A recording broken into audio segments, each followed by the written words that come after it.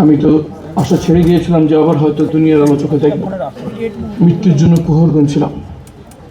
যেই মুহূর্তে আমাকে টেনে হিঁচড়ে বের করছিল, আমি আল্লাহর কাছে এই দোয়া করছিলাম, আল্লাহ হয়তো তারা আমাকে এখন হত্যা করবে কিছুক্ষণ পর।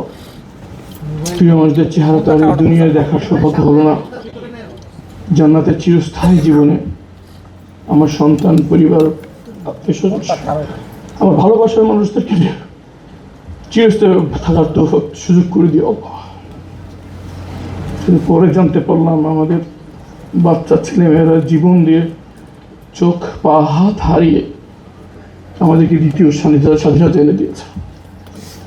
এবং আমি একটি শপথ নিয়েছি যে আল্লাহ যে কয়দিন আমাকে বাঁচিয়ে রাখেন, যে কদিন কথা বলার শক্তি দেন, যে কদিন চলাফেরা করার শক্তি দেন, শুধু একটি কাজের জন্য নিজেকে নিয়োজিত করে রাখবো, সেটা হচ্ছে আমার সাথে যে অন্যায় হয়েছে, এই অন্যায়ের জন্য এই বাংলার মাটিতে কেউ কোনোদিন করতে না পারে সেজন্য কাজ করে যাবো ইনশাআল্লাহ।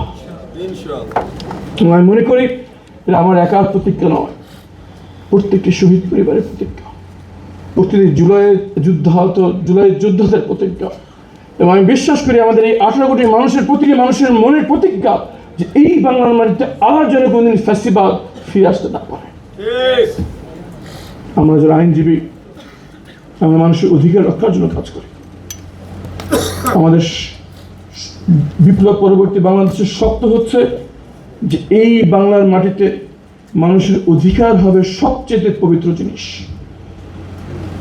যে একটি ব্যক্তি যতই ক্ষমতাধর হোক না কেন, দল যত ক্ষমতাধর হোক না কেন, তাদের পিছনে যত করে পরাশক্তি থাকুক না কেন, প্রত্যেকটি নাগরিক অধিকার হবে এমন সুরক্ষিত যে কেউ সে অধিকার কোনোদিন হরণ করতে পারবে না। এই স্বপ্ন কোনো দলের স্বপ্ন নয়, এই চাওয়া কোনো গোষ্ঠীর চাওয়া নয়, আমার প্রত্যেকটি বাংলাদেশের নাগরিক এবং প্রত্যেকটি মানুষের চাওয়া। এই চাওয়াকে বাস্তবায়ন করার প্রথম যে পদক্ষেপটি গ্রহণ করা হয়েছিল সেটা হচ্ছে জুলাই সনদ, এবং সেটা বাস্তবায়ন করার জন্য গণভোট।